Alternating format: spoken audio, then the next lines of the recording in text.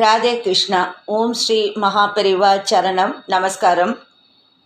இன்னைக்கு மகாபெரிவா மகிமையில் எழுத்தாளர் அனுத்தமா அவர்களுக்கு மகாபெரிவா அருளிய அனுகிரகம் 1-2 விஷயங்களை ஷேர் பண்ணிக்கலான் இருக்கேன். அனுத்தமா அவர்கள் 1922 ஏப்ரல் மாதம் 16 பிறந்தவர். மகாபெரிவா கிட்ட அனுத்தம்மாவுக்கு ஏற்பட்ட அனுபவங்கள் நிறைய இருக்குது. அதில் 1-2 விஷயங்களை மட்டும் பார்க்கலாம். நடுத்தர வர்க்கத்தை சேர்ந்த பெண்களோட வாழ்க்கை முறையை நயம்பட சித்தரித்து தத்ரூபமாக கதைகள் எழுதும் அனுத்தம்மாவுக்கு இந்த தமிழ் எழுத்துலகில் நிறைய வாசகர்கள் இருக்கா, நிறைய ரசிகர்கள் இருக்கா. நாமளும் அனுத்தம்மா அவர்களோட ரசிகர்கள் தான் இல்லையா? இவர் எழுதிய பல நாவல்களில் கேட்டவரம் ரொம்ப விசேஷமான நாவல். இப்போ தான் நான் 2 நாள் முன்னாடி தான் படித்து முடிச்சிருந்தேன். இன்னொரு சேனலில் அழகாக ஸ்ரீராமநவமி உற்சவத்தை பற்றி, அந்த 10 நாள் நடக்கிறது, அந்த ஊரில் எப்படி நடக்கிறது, அங்கே இருக்கிற பல குடும்பங்களை பற்றியும் ரொம்ப அழகாக அந்த கதையில் சொல்லியிருப்பார். அனுத்தம்மா அவர்கள் ரொம்ப அழகாக சொல்லியிருப்பார். இந்த நாவலை பற்றி கேள்விப்பட்ட மகாபெரிவா அதை படிக்கிறதுக்கு ஆசைப்பட்டு அந்த நாவலை வரவழைச்சு அதை முழுக்க படித்து முடித்து அப்புறம் அனுத்தம்மாவை கூப்பிட்டு பாராட்டியிருக்கார், ஆசிகள் வழங்கியிருக்கார், அனுகிரகம் புரிஞ்சிருக்கார். எப்படி ஒரு பெரிய பெரிது! எத்தனை பேருக்கு இந்த மாதிரி ஒரு பாக்கியம் கிடைக்கும்? எத்தனையோ பேர் எழுதுகிறா, ஆனால் எல்லாருக்கும் அதுக்குரிய பாராட்டு இந்த மாதிரி அதுவும் இந்த மாதிரி ஒரு மகான்கள்டேருந்து, ஒரு பெரிய மகான் காஞ்சி மகாபெரிவாக்கிட்டேருந்து கிடைக்கிறதுங்கிறது, ஒரு அனுகிரகம் கிடைக்கிறதுங்கிறது எல்லாருக்கும் கிடைச்சிடாது. அது அனுத்தம்மா அவர்களுக்கு கிடைச்சிருக்கு. இப்படி அனுத்தம்மா தனக்கு சந்தர்ப்பம் கிடைக்கும் போதெல்லாம் காஞ்சிபுரத்தில் போய் மகாபெரிவா தரிசனம் பண்ணிட்டு வந்து நின்றுருக்கார். 1940 வருஷம் அனுத்தம்மாவோட மூத்த சகோதரர் மாயவரத்துக்கு பக்கத்தில் இருக்கிற தேரெழுந்தூரில் வசித்து வந்தார். அவரை பார்ப்பதற்காக சில நாட்கள் அங்கே போய் தங்கி இருக்கலான்னு தேரெழுந்தூர் போகிறாரு அனுத்தம்மா. மகாபெரிவா அப்போ தஞ்சாவூர் மாவட்டத்தில் பல ஊர்களில் யாத்திரை செஞ்சுட்டுருக்கா. அன்னைக்கு மாயவரத்தில் ரிஷபகட்ட தீர்த்தத்தில், அதாவது காவேரி நதியில் இருக்கிற ஒரு தீர்த்த கட்டம், அங்கே நீராட போவதாக, மகாபெரிவா அங்கே நீராட போவதாக ஒரு செய்தி அனுத்தம்மாவுக்கு தெரிய வருது. மகாபெரிவாளை பற்றி ஓரளவு கேள்விப்பட்டிருந்த இவருக்கு அவரை கிட்டக்க இருந்து தரிசிக்கணுங்கன்னு ஆசை ஏற்படுறது. அதனால் தனக்கு வேண்டிய பவானி மாமின்னு ஒருத்தரை அழிச்சுட்டு மாயவரத்துக்கு போகிறார். 2 பேருமா மாயவரத்துக்கு போகிறா, பெரிவாளை தரிசனம் பண்ணணும்னு. காவேரி கரையும் போய் சேர்ந்துடுறா. மாயவரத்தில் காவேரியில் 2 கரைகளிலும் நிறைய வீடுகள் இருக்குது. மகாபெரிவா எந்த கரையில் ஸ்நானம் பண்ண வந்தாரோ அதுக்கு எதிர்கரையில் அனுத்தம்மா இருந்தார். 2 கரைகளிலுமே கூட்டம் ரொம்ப வழிகிறது. அதுவும் பெரியவா இருந்த பக்கம் கூட்டம் கட்டுக்கடங்காமல் இருக்குது. மகாபெரிவா இருந்த அந்த காவேரியில் அந்த கரை பக்கத்தில் அவரை சுற்றி பக்தர்களும் சிப்பந்திகளும் அப்படி வளையம் போல் அமைச்சு அப்படி பாதுகாப்பாக வந்துட்டுருக்கா. பெரியவாளை எப்படியும் பார்த்துடணும், அவரோட பார்வை நம்ம மீது படணும்னு தாபத்தோட கூட்டம் முட்டி மோதுறது. இந்த சூழ்நிலையில் மகாபெரிவா இருக்கும் கரைக்கு எதிர்கரையில் நின்னபடி பெரியவாளை தரிசிப்பது அனுத்தம்மாவுக்கு ரொம்ப சிரமமாக இருந்தது. அதனால் எப்படியாவது வேகமாக போய் பெரியவாளை தரிசனம் பண்ணிடணுங்கிற ஆசை அனுத்தம்மாவுக்கு. அதனால் தன்னோட வந்த பவானி மாமியை கையை பிடிச்சிட்டு காவேரி ஆற்றுல இறங்கிடுறா. 2 பேரும். தண்ணி ஆழம் அவ்வளவா இல்லை, ஆனாலும் பவானி மாமி நல்ல ஜாக்கிரதையாக கையை பிடிச்சிட்டு 2 பேருமா ஒரு சில நிமிஷங்களில் அந்த கரைக்கு வந்து சேர்றா, இந்த தண்ணியில் நடந்து. இந்த இடைப்பட்ட நேரத்தில் மகாபெரிவா காவேரியில் இறங்கி நீராடி விட்டு பக்தர்கள் புடைசூழ அந்த காவேரி கரையிலேருந்து நடக்க ஆரம்பிச்சிட்டார். ஜெய ஜெய சங்கர ஹரஹர சங்கர கோஷத்தோட இந்த பக்தர்கள் கும்பல் ஒரு க்ஷண நேரத்தில் நகர்ந்து அங்கேருந்து போயிட்டுருக்கு. இப்படி சோகமாயிடுறாரு அனுத்தம்மா. ரொம்ப வருத்தமாக போய்டுறது. இத்தனை ஓடி வந்தும் மகாபெரிவாளை நேருக்கு நேராக தரிசிக்க முடியலையேங்கிற ஏக்கம் மேலவங்க அப்படியே 2 பேரும் வேறு வழி தெரியாமல் தேரெழுந்தூர் திரும்பிடுறா, ஊருக்கு திரும்பிடுறா. வீட்டுக்குள்ளே நுழையிற போது அனுத்தம்மாவோட அப்பா கேட்குறா, என்னம்மா மாயவரம் காவேரியில் மகாபெரிவாளை தரிசனம் பண்ணிட்டியான்னு ரொம்ப சந்தோஷமாக கேட்குறார். தரிசனம் பண்ணியிருப்பான்னு நினச்சிண்டு சுரத்தே இல்லாத குரலில் அங்கே நடந்ததெல்லாம் சொல்லி முடிக்கிறாரு அனுத்தம்மா. இதுக்கு ஏம்மா கவலைப்படுற? பக்கத்தில் ஒரு கிராமத்தில் தான் பெரியவா முகாமிட்டிருக்கார். காவேரியில் ஸ்நானம் பண்ணிவிட்டு அந்த கிராமத்துக்கு தான் போயிருக்காருன்னு அந்த கிராமத்தோட பேரை சொல்லிவிட்டு கொஞ்சமும் தாமதிக்காமல் உடனே கிளம்புங்கோ, கையோடு புறப்படுங்கோ. எதுக்கு மனசில் ஒரு குறை, அவரை தரிசனம் பண்ணிட்டு வந்துடும்னு அனுத்தம்மாவை பார்த்து சொல்கிறார். துணைக்கு பவானி மாமியும் அனுப்பி வைக்கிறார். அப்பா சொன்னவுடனே, அப்பாவோட வார்த்தைகளை கேட்டவுடனே தான் அனுத்தம்மாவுக்கு கொஞ்சம் மனசு சமாதானம் அடைகிறது. வீட்டுக்குள்ளேயே நுழையவே இல்லை, அப்படியே கிளம்பிடுறா.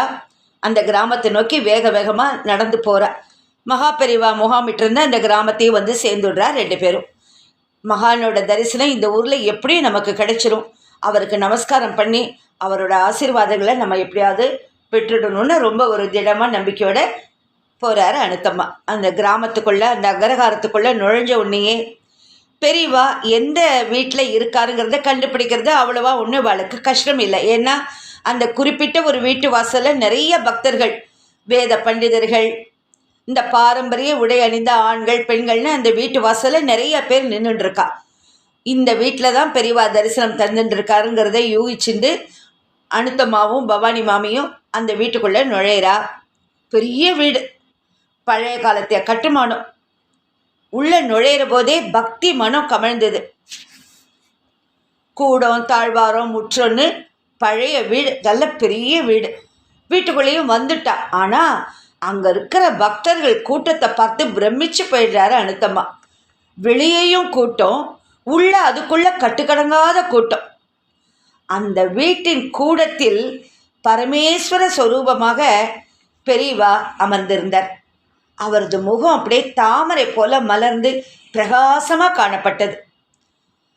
பாத பூஜையை அப்போ தான் பூர்த்தி செஞ்சுருந்தா. அதனால் எல்லாரும் பெரியவாளுக்கு நமஸ்காரம் பண்ணிட்டு இருக்கா. எல்லாருக்கும் பிரசாதம் கொடுத்துட்ருக்கா பெரியவா. பெரியவாளுக்கு கிட்டக்க போய் அவருடைய திருமுகத்தை பார்த்து தரிசனம் பண்ணிட்டு நமஸ்காரம் பண்ணணும்னு அனுத்தம்மாவுக்கு ஆசை.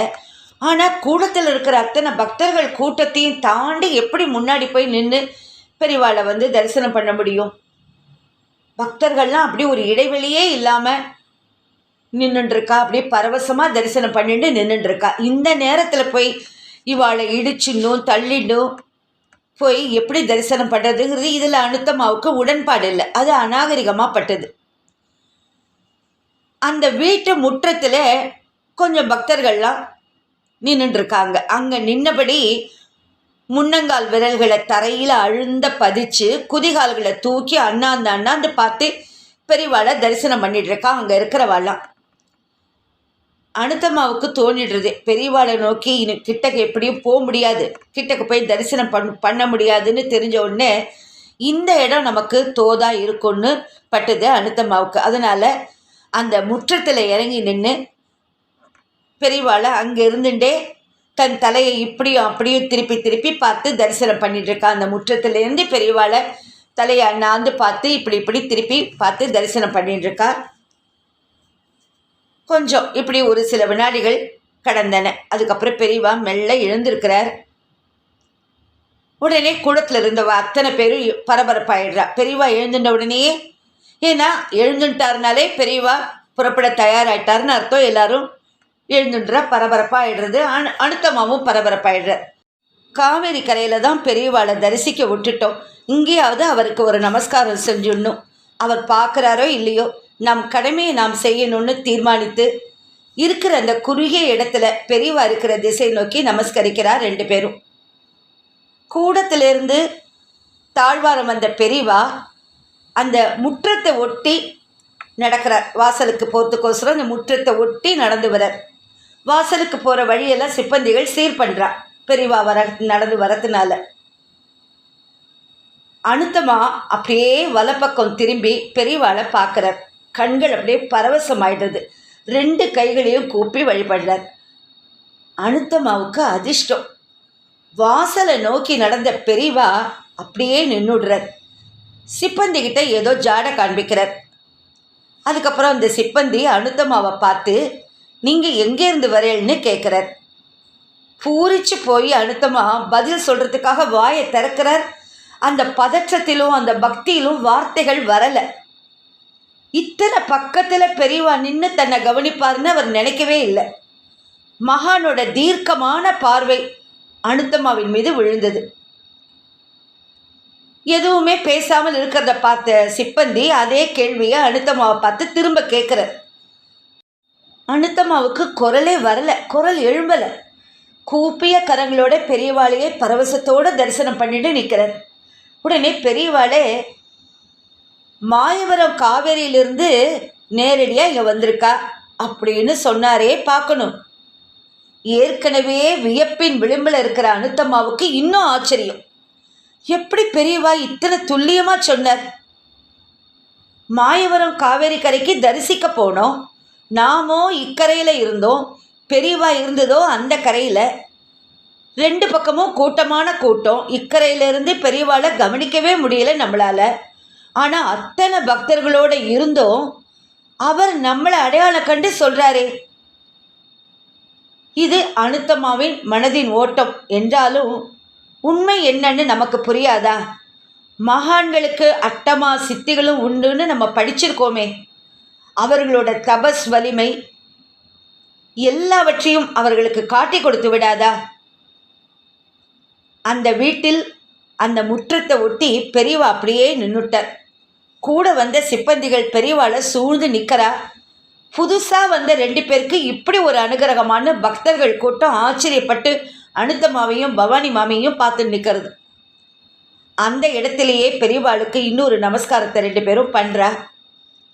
அப்புறம் இந்த பவானி மாமி விளக்கமாக சொல்கிறா. நாங்கள் இங்கே தரிசனத்துக்கு வந்த நிகழ்ச்சியை பற்றி, காவேரி கரைக்கு போனது, அப்புறம் இந்த மாதிரி அவள் அப்பா சொல்லி அனுப்பிச்சு இந்த நிகழ்வை பெரியவாளுக்கு விளக்கிறா பவானி மாமி. அனுத்தம்மாவின் கணவர் மற்றும் மாமனாரை பற்றி விசாரிக்கிறா பெரியவா. அதுக்கப்புறம் 2 பேருக்கும் பிரசாதம் கொடுக்குறா மகா பெரியவா. இது அனுத்தம்மாவுக்கு மறக்க முடியாத தரிசனம். எப்போ இதை பற்றி நினச்சாலும் அவரோட கண்கள் குளமாயிடும். இதுக்கப்புறம் இன்னொரு தரம் மெய் சிலிர்க்க வைத்த தரிசனம் கிடைச்சிது. இந்த நிகழ்வுக்கு பிறகு 18 ஆண்டுகள் கழித்து அந்த அற்புதம் நடந்தது. அந்த அற்புதம் என்னன்னு நான் அடுத்த பகுதியில் சொல்கிறேன். ராதே கிருஷ்ணா. ஓம் ஸ்ரீ மகா பெரிவா சரணம். நமஸ்காரம்.